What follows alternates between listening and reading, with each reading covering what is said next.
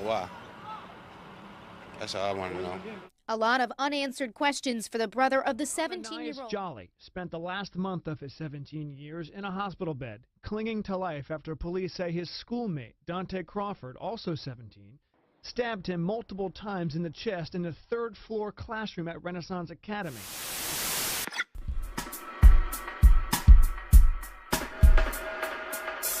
Grace is a wonderful person, beautiful, both inside and out.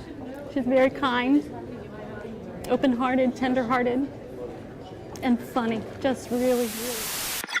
When Grace McComas unfortunately took her life and was facing so much cyberbullying, I became aware of that situation. I became aware of an effort to do legislative action in Annapolis. I was in the Maryland State Senate representing Western Howard County where Grace lived. My children went to Glenelg High School just like Grace did, and so I sought to become involved in that, and so I became the Senate sponsor of the bill.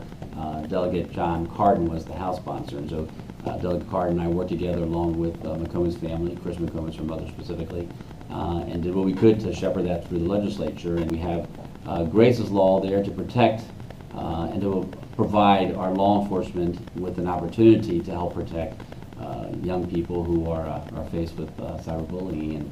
And we've already heard from the Howard County Police Department of at least 5, if not more, cases where they feel like the law did exactly what I believe all of us wanted to happen. We don't necessarily want some person to go to jail, but we want somebody to know that there's that penalty out there to stop.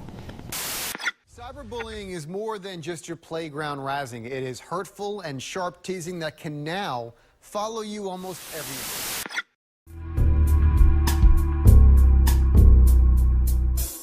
I think technology is really important. I mean, nowadays young people live on it. When I was that age, there was no such thing as technology, and if somebody was bullying you, it would be done by telling you to your face, or maybe writing something down. It's very different now, and so with technology, the bullying becomes much more difficult for an individual. I mean, when you think that thousands of people are hearing these terrible things about you, so we know that technology can be used to make bullying worse. But I also believe that technology can be used to help eliminate bullying as well and help protect those who are being bullied. In our competitive analysis, our group determined that the Rezi platform would bring the most value to the greater Baltimore region in Maryland. As the app is introduced to the market, we propose expanding the capabilities to encompass cyberbullying and incorporate collaboration with school, parents, and authorities, while also reporting incidents directly to social media. The Rezi platform was built through funds provided by the Virginia Department of Education, and we will seek $8,000 in grants and foundation funds to cover the costs of innovation and Maryland introduction. 4 Ps will help Rezi put in place a strategy. Rezi is taking the fight on cyberbullying next gen. We not only incorporate all the features of our competitors, but we made an innovation. We will work with social media sites to shut down abusive accounts. Rezi will bring value to our customers. By reducing truancy, suspensions, expulsions, dropouts, and alternate placement costs, we will increase the return of investments. Rezi can be found in the App Store and Google Play Store for iOS, and school channels will be the main focus of promotion, as we want schools to feel as a partner and not a separate entity. Cyberbullying incidents and allows users send screenshots to report cyberbullying issues. Different from competitors, Rezi's target market is K-12 schools, so our customer-oriented market enables Rezi to provide more specific and professional assistance to users. However, the weakness is that anonymous accounts may cause weak proof, but the collaboration with administrators, teachers, parents, and authorities will increase the credibility of reporting. Now we have 3 competitors. TipText by Blackboard doesn't provide the same level of data as Rezi. The second competitor, LiveSafe, also provides a safe communication platform, but it just fits to higher education institutions, not K-12 schools.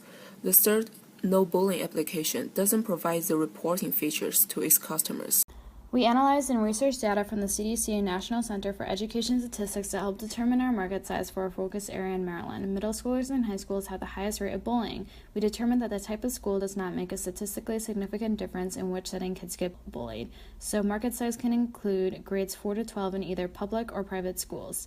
States also have anti-bullying laws that require schools to have anti-bullying policies. There is an increasing social awareness on cyberbullying, and it puts pressure on the schools to deal efficiently. Most schools lack the appropriate model to combat bullying, which is why suicides and school shootings have increased in the past decade since the rise of social media. Parents are now a big part of this market as well because they often value their children and want to provide a safe environment for education.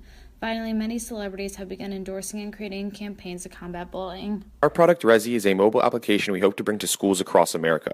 Our application will serve as a preventative measure to help students dealing with bullying, specifically cyberbullying.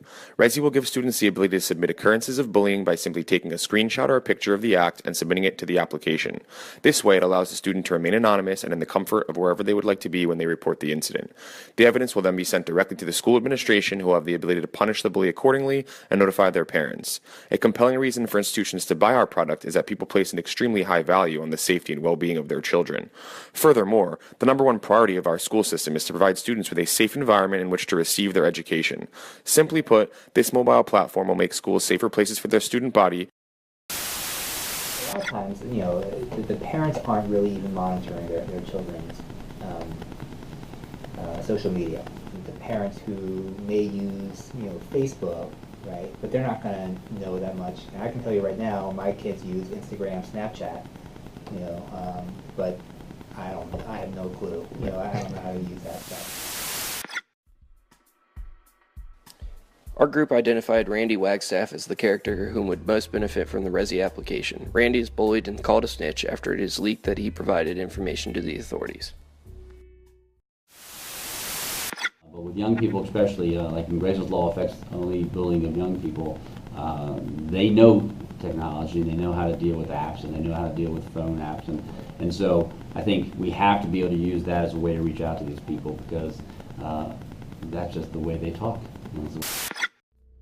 HBO's The Wire has taught me many things. What I'll take with me is the true depth and true health of the youth. It taught me all the public policy and organizations that are made to help the youth. I plan on mentoring the youth and reaching out to these programs to help the youth, not only educationally, but physically and mentally. What I will take away from this class is the healthcare programs that are out there. For me, I'm coming from the finance world and learning about all the healthcare opportunities that are out there that are helping the community. It's been a good learning experience, and what I will take from this class is remaining involved in programs that will help the community, whether it's a nonprofit or a sports organization, just things that can help youth and help the community to grow. In this class, I have learned a strong connection among policy, economy, and public issues. So when you find a solution to the economy, you will probably find also a solution to public health. In the future, I want to stay focused on the cultural factors to the cyberbullying. So what I've learned in this class in The Wire is that you have to really listen to your community and be engaged with your community, and that really helped us with our mobile application, listening to what the youth in Baltimore wanted and how to approach cyberbullying. And one of the follow-ups that I'd like to have with this class is to continue my volunteer work in Casa de Maryland, where Latino kids who attend school sometimes face problems with other students based on cultural differences, and I would like to continue to be support for them and help them access any need whenever they want it, and also just be there to support and give them confidence. The most influential thing I've taken from the Wire class this session is how the wide variety of social determinants of health have adversely affected and contributed to the long-term economic decline of Baltimore, which is my new home. How I plan to follow up with this course is to just stay active in my research and on top of what states enact what new legislation to combat acts of cyberbullying.